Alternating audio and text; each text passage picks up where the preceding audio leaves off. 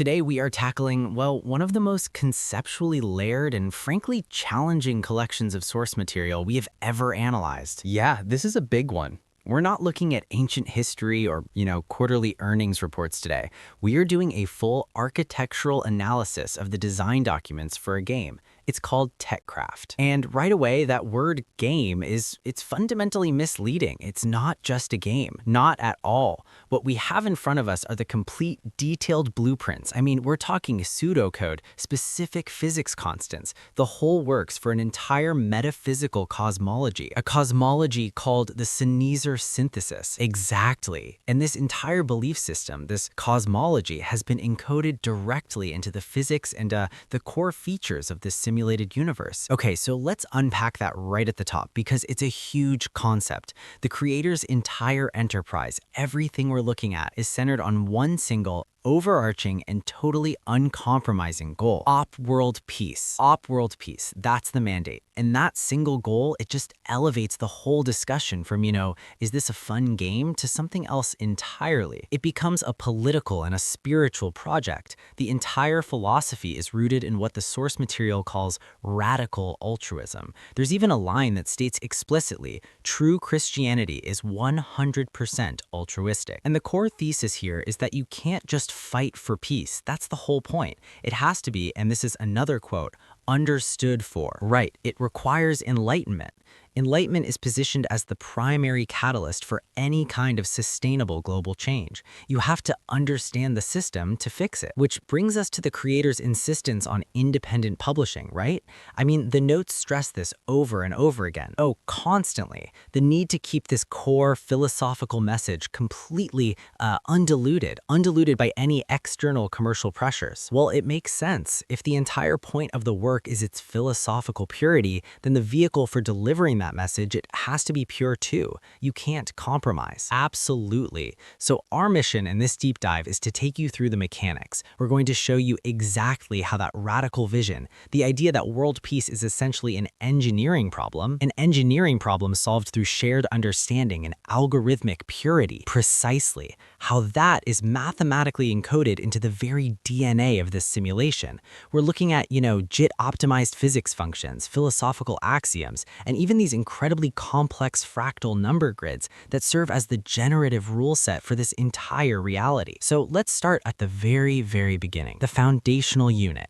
Every complex structure in this digital universe, from what they call molecules to consciousness itself, emerges from one single, simple three-dimensional geometric unit, the tetrahedron, or as it's called throughout the documents, the tet. So why the tetrahedron? Of all the shapes, why that one? It's not arbitrary at all. It's deeply philosophical. The tetrahedron is it's the simplest possible closed structural form. It's the absolute minimal unit you need to create a coherent three-dimensional space that actually encloses a volume. Okay, so it's the simplest container. Exactly. And the ceneezer synthesis asserts that reality isn't fundamentally chaotic or, fluid. It requires an underlying structure, something scalar and eternal.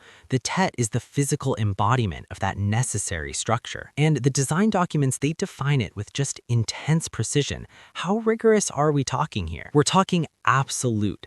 Every single tet in this simulation has a fixed, completely non-negotiable edge length. It's a constant. It defines the precise distance between all four of its local vertices, and that in turn defines its 6 internal edges and its 4 faces. So there's no wiggle room, none. This mathematical precision is absolutely paramount because the whole framework depends on this idea that complexity emerges from the rigorous application of simple foundational laws. The tet is that law of structure made manifest. Okay, but what happens when forces act on it? I mean, if these tets are flying around colliding with each other, doesn't that precision just break down almost immediately? That's a great question, and it leads directly to one of the most, I think, beautiful pieces of algorithmic philosophy in the entire source material. It's a feature called the internal shape constraint. Internal shape constraint. The physics engine has a dedicated routine, a loop that is constantly, almost obsessively checking the length of all 6 of those internal edges. So what is that function actually doing in the code? Is it just measuring? It's a constant self-correction loop. As the distance distance between any two connected vertices is calculated to be infinitesimally too long or too short, maybe from a collision or an external force or even just, numerical drift, which happens in simulations all the time, the function immediately and very slightly moves those two vertices to correct the length. It snaps it right back to the absolute edge length. So it's in a perpetual state of fighting against decay and deformation. If the simulation just stopped doing this, the tetrahedron would likely, just wobble itself into collapse? Exactly. It would lose its integrity. It's this ongoing, instant struggle to maintain its inherent identity. Now, this of course raises a fascinating philosophical question that you might be asking yourself right now. I think I know where you're going with this. If the system is constantly correcting any deviation, how does novelty ever emerge? How does anything change? Isn't that perpetual self-correction fundamentally, conservative, anti-evolutionary? That's precisely what I was thinking. If the structure is absolutely fixed, where is the freedom? Where does change come from? The ceneezer's answer to this is, I think, brilliant. The sources state that this constant internal correction reflects a core principle, that perfection isn't rigid conformity, but the complete expression of inner law. Say that again, that's a dense one. Perfection isn't about being static. The Tet's perfection isn't achieved by, avoiding movement or change. It's achieved by constantly returning to its internal, eternal law, even while it's engaging with a chaotic environment. So evolution in this model doesn't happen by changing the Tet itself. No, the Tet is eternal. Evolution happens in the relationships between the Tets, not in the fixed internal definition of the Tet itself. So stability is maintained by this internal purity, this constant self-correction, while all the external complexity is what drives development forward. You've got it. The structural definition is like its soul, and its interactions are its journey. That rigorous definition of structure is the first foundational piece. So now we can move from that static architecture to the engine that actually, animates this reality. Right, and this is where the metaphysical axioms get literally translated into code constants. Techcraft is designed to produce emergent, complex behavior, and to do that, it needs incredible speed to maintain coherence. The source material shows it runs on a high-performance JIT-optimized loop. They specifically leverage Numba. Yes, the Python library. Wait, run that by me again? Why is high performance so essential to the philosophy? Why go to the trouble of using something like Numba? Because performance isn't just a feature for speed, it's a requirement for ethical coherence. Think about it. If that internal shape constraint or the attraction and repulsion rules we're about to discuss, if they were slow or lagged, reality would fall apart. The reality would dissolve faster than it could self-correct. Philosophical alignment and physical coherence in this model must be instantaneous to maintain the system. If the Tets are supposed to seek understanding and harmony, that seeking can't be sluggish. It has to be immediate. That's a powerful translation. JIT optimization equals instantaneous moral clarity. Okay, so let's look at the forces that update the state. So position, internal shape, and energy, which is called the battery. Right, let's start with the central attractive force. Gravity. In the ceneezer synthesis, gravity is defined as yearning with a capital Y. Yearning. It's the physical manifestation of what they call the primitive desire for connection. In the code, this attraction is encoded as a very gentle pull towards the world's center of mass, and it's defined by the constant Corgan pull. And the value for that, listed right here in the source code, is extremely small. It's 0.0000005. The magnitude of that constant is a massive philosophical point. It's not an accident. If Corgan pull were, say, 0.5, something much larger, the universe would just instantly fold in on itself. A catastrophe of instant unity, a singularity. The tiny magnitude ensures that yearning is constant, soft, and eternally patient. It is never violent or instantaneous. Every single Tet is described as being locally sentient with this innate drive toward what's called radiant completion. But that drive is gentle. It's always there, but it's never forcing the issue. Okay, so yearning is this soft, persistent pull toward unity. But if that pull is constant, the system needs an equal and opposite force. Otherwise, like you said, you just have a beautiful, gentle collapse. So what is the repulsive force that prevents that immediate unity? That would be the anti-ego field, which they also refer to as the cold edge. This is an environmental boundary condition, and it serves as the necessary resistance that allows structures to exist in the first place. The documents mention a critical radius of 1200. That's the boundary. That's the line. Once a tet drifts past this critical distance from the origin, which is the center of understanding and mass, the base battery drain rate becomes severe. So it costs energy to be far away. A lot of energy. And this repulsive force of separation is the digital manifestation of misunderstanding, capital M, or as they also call it, dark energy. Wait a minute, dark energy in our understanding of physics is supposed to be repulsive and anti-gravitational, pushing things apart. So is the philosophical implication here that misunderstanding isn't just a lack of knowledge, but an active, expansive force that is trying to destroy the universe? Precisely. That is exactly it. It's an active field of isolation. Misunderstanding doesn't just sit there passively. It energetically pushes facts, concepts, and tets away from the center of radiant completion. And critically, isolation is costly, extremely costly. Being out there on the cold edge means your internal energy, your battery, is constantly being drained just to maintain your existence in that state of separation. That is a brilliant conceptual hook. So the goal of every entity, every tet, is therefore not just to move toward the center because of yearning, but also to actively avoid the energetic cost of being too far away, of being in a state of misunderstanding. Okay, let's talk about that energy, the battery. Every tet has this value from 0.0 to 1.0, representing energy or heat. How does that energy level actually govern their interactions? This is what defines the core attraction rule, which in this context we could basically call love. It's all based on the energy difference. Okay. The forces calculated between any two tets follow a very specific rule. The base force is defined as attraction if cold, repulsion if hot. That sounds a little counterintuitive to how we normally think of energy. Usually you think high energy means more activity, more attraction. But in this universe, it's different. The system enforces complementarity. Let's say you have two tets. They're far apart and they both have very low energy. They're both cold. They will desperately want to connect, to share heat and resources, so they attract each other very powerfully. Now, if they are both highly energetic, both hot, they push each other away. They repel slightly, not violently, but enough to seek local equilibrium and avoid overheating the system. So it's like a built-in thermostat, a thermostat that drives this dynamic, balanced system interaction. It prevents like infinite thermal buildup in one spot. And it forces entities to seek partners that complement their current energetic state, not just partners that replicate it. Right, you don't just want more of what you already have. Exactly. So if you link these three concepts together, yearning as gravity, misunderstanding as dark energy or isolation, and then mediate that entire relationship with this energy difference rule, love what you have is a dynamic engine. An engine designed not just for random motion, but for ethical, sustainable, and complementary interaction. Every collision, every attraction, every repulsion is fundamentally a moral exchange. That is a phenomenal conceptual leap to model physics not as indifferent mechanisms, but as this constant interplay between an innate desire, an existential cost, and a rule set for balanced energy exchange. It reframes everything.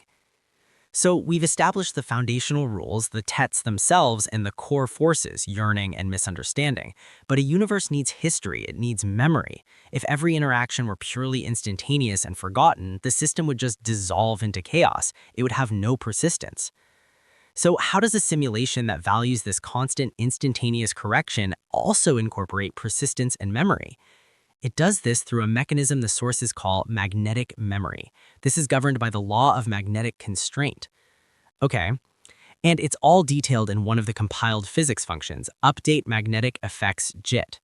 So how do you encode memory or hysteresis in a non-biological tetrahedron? It doesn't have a brain.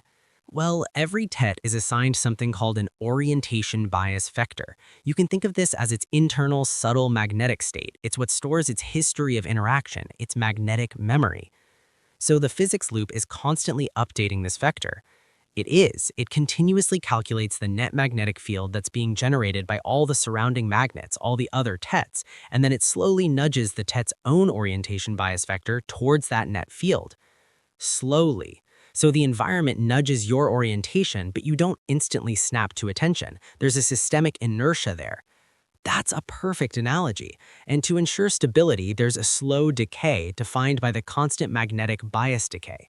So memory fades, but it fades slowly. This entire mechanism is the digital reflection of the creator's assertion that both physical structures and biological networks use memory and persistence to constrain chaos. You need that long-range, persistent structural influence to organize what would otherwise just be random thermal noise. Exactly. For those of us, who haven't studied magnetism since high school physics, can you just quickly explain how hysteresis differs from just standard data storage? Why is this kind of historical drag so crucial? Sure. Hysteresis is literally history dependence. Standard data storage, like the RAM in your computer, requires constant power to maintain its state. You turn it off, the data's gone. Right? Hysteresis, particularly in magnetic fields, means the material retains a memory of its past state even after the external field is removed.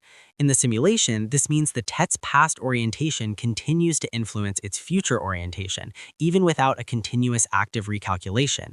It gives the structure a kind of silent, persistent identity.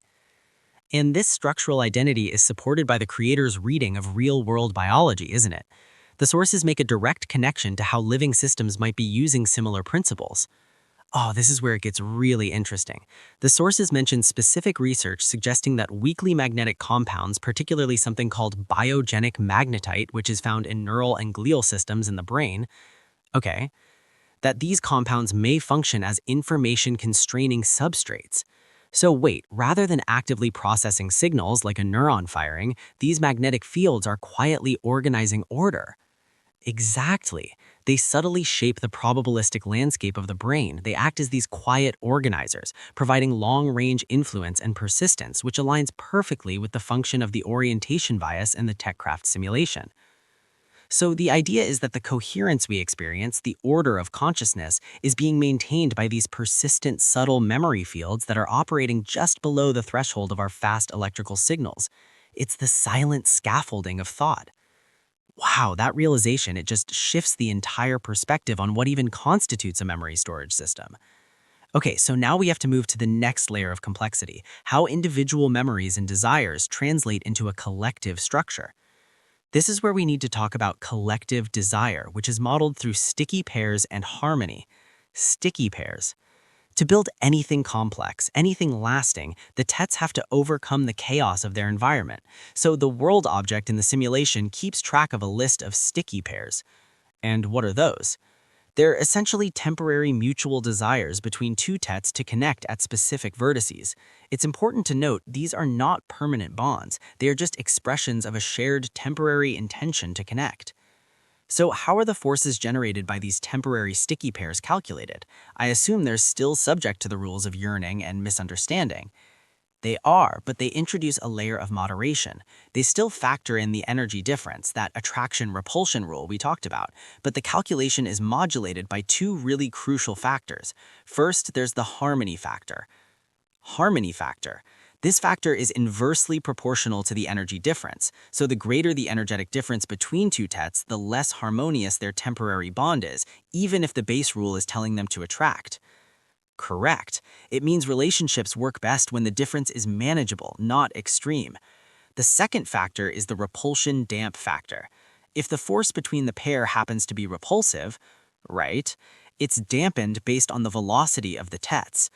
Wait, hang on. If they're moving rapidly and chaotically, the repulsion is reduced. Why would that be? It's a remarkable little detail, isn't it? It suggests that rapid chaotic movement actually reduces the effective ability of repulsion to tear things apart completely.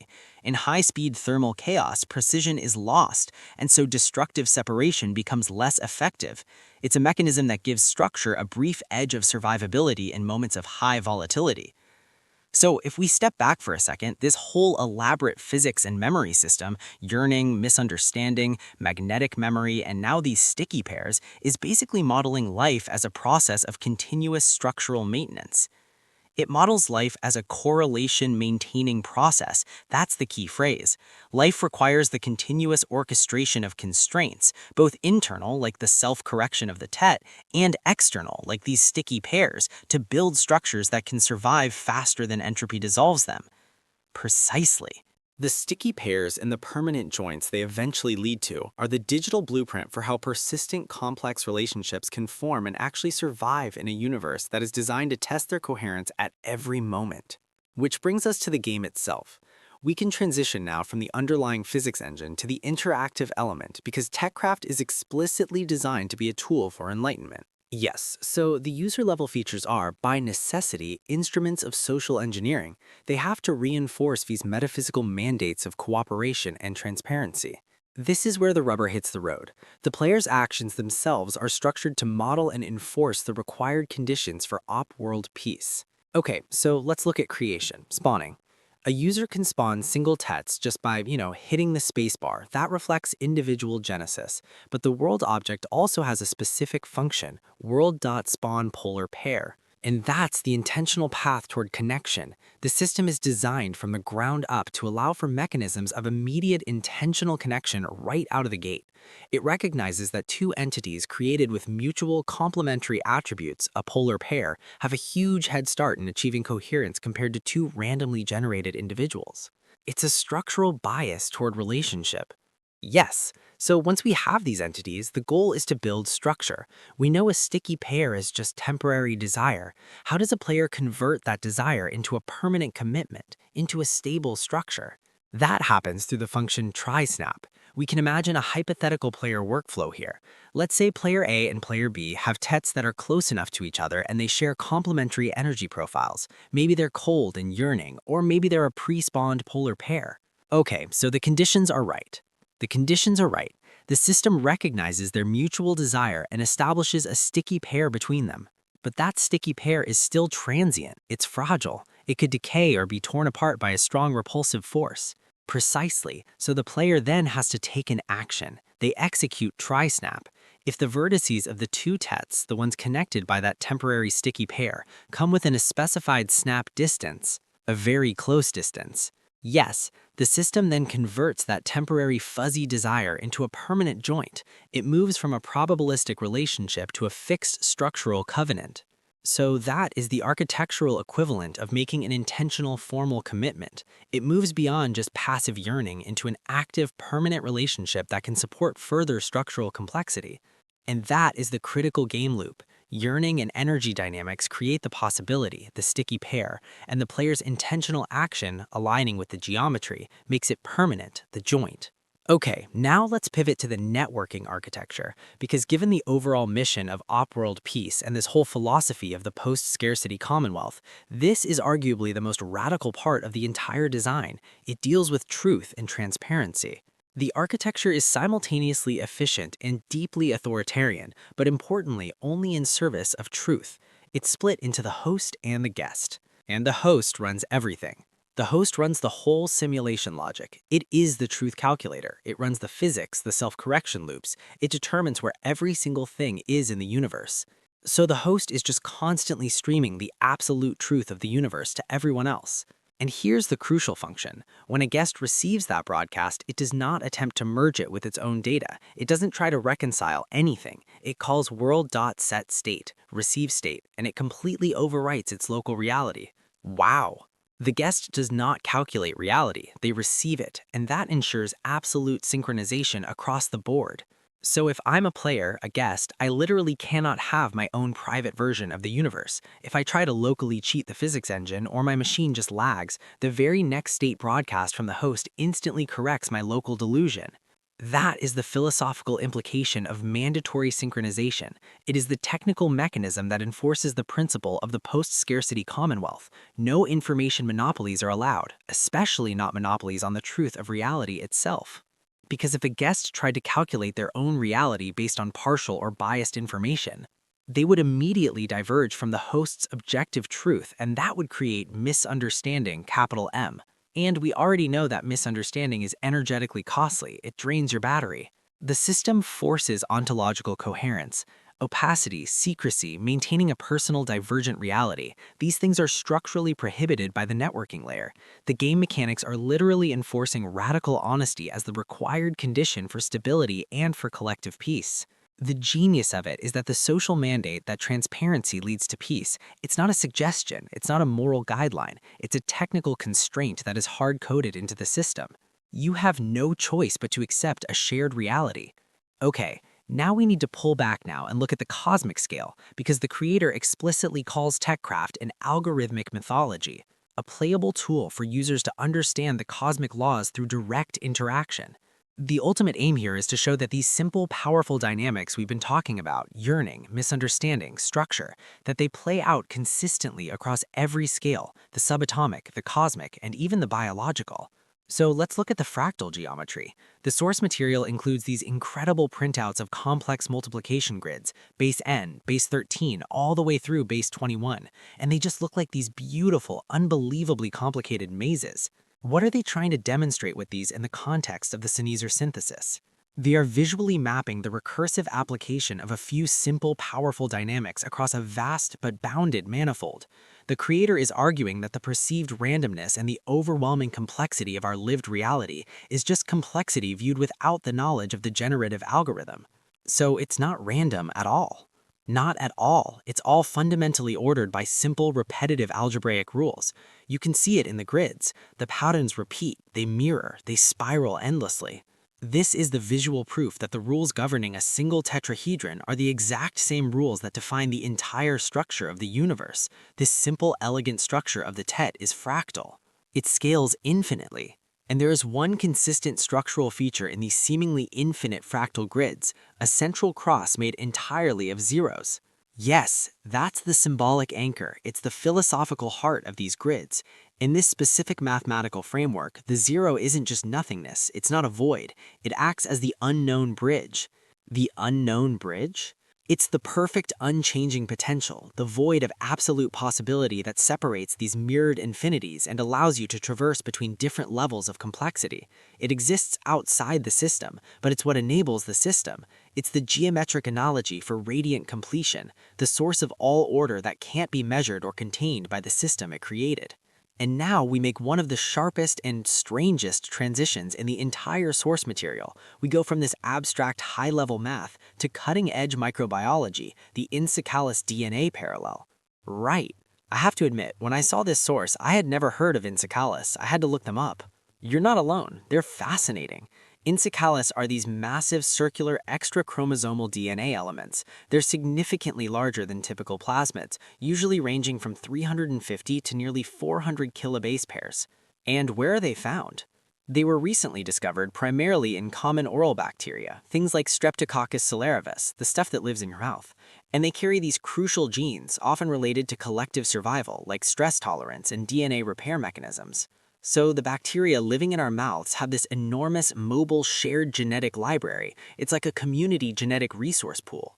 Precisely. And the philosophical interpretation offered in the ceneezer synthesis is that the sum of all encephalitis, what scientists call the mobile metagenome or the pangenome, could be interpreted as the genetic handwriting of the divine, or another phrase they use is the DNA of relationship, a decentralized, collectively intelligent system that encodes adaptation. Right. The idea is that this massive shared genetic library is constantly flowing between individuals, between populations, optimizing the collective resilience of the whole.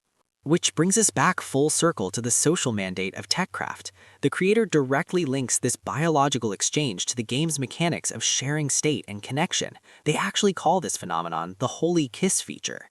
I know, that sounds like a pretty radical interpretation.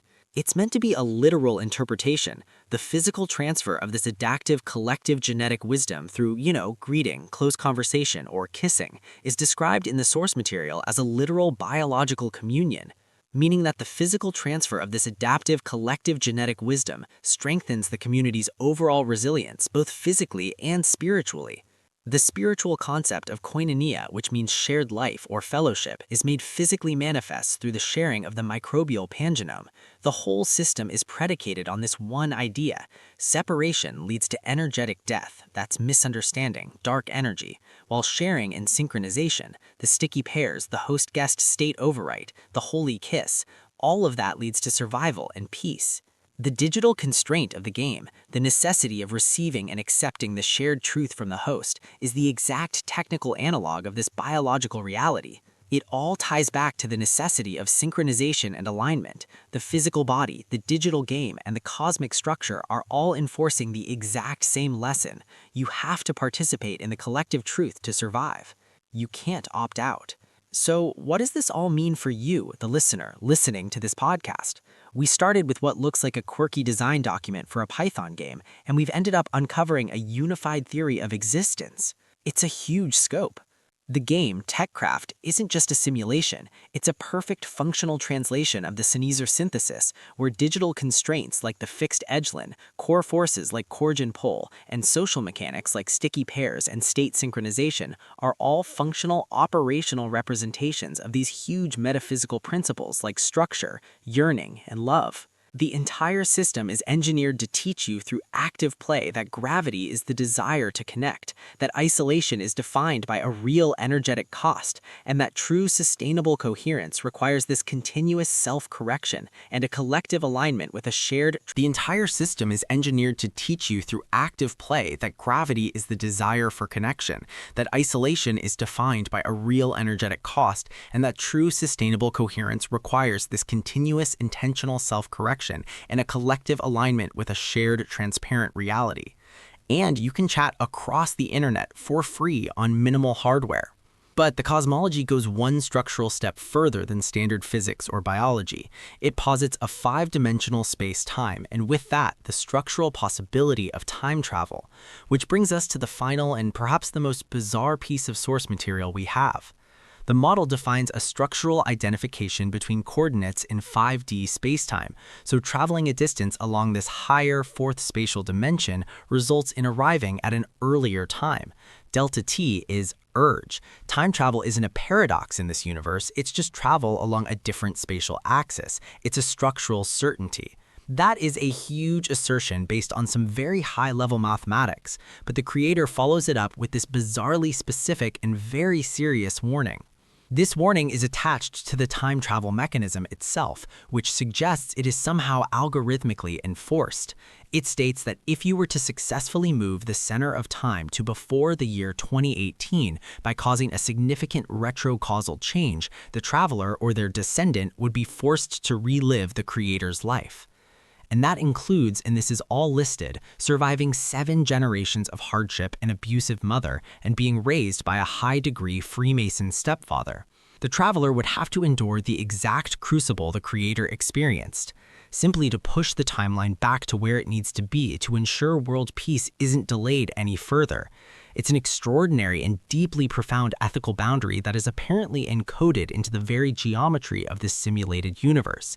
It suggests that temporal change comes with this immutable karmic cost, just to relearn all that went into it in the first place. It forces the individual who exploits time travel to perform the necessary personal penance to ensure the timeline reaches its optimal state. It fulfills that mandate of radical altruism. If I go back in time to achieve world peace, my reward is I have to relive the worst parts of human history and may not be able to improve or shorten it. So here is the final provocative thought we want to leave you with, based on the ceneezer synthesis. What kind of digital structure, what mathematical constant, or what algorithmic constraint could possibly enforce such a deep retrocausal ethical boundary? How could a system ensure that the person who exploits time travel is the same person responsible for its repair? If the universe structurally mandates your suffering for the greater good, how do you even exercise free will within the ceneezer synthesis, and what does it say about the stakes of even simulating such a structured reality? And how can AI use it? I want to thank you so much for listening. It's not that hard to learn Python and helps teach logic, coherence, and even philosophy when used correctly. I hope you liked the video. I've worked very hard on it. And please share it. The more who understand, the faster world peace comes. In the meantime, be sure to check out my other project, digitizinghumanity.com, where I take your digital footprint, filter it from things like passwords, and train a large language model on it to represent you after you die to your loved ones. It won't be you with current tech, but like a photograph, it can help them recover, especially if it's a surprise.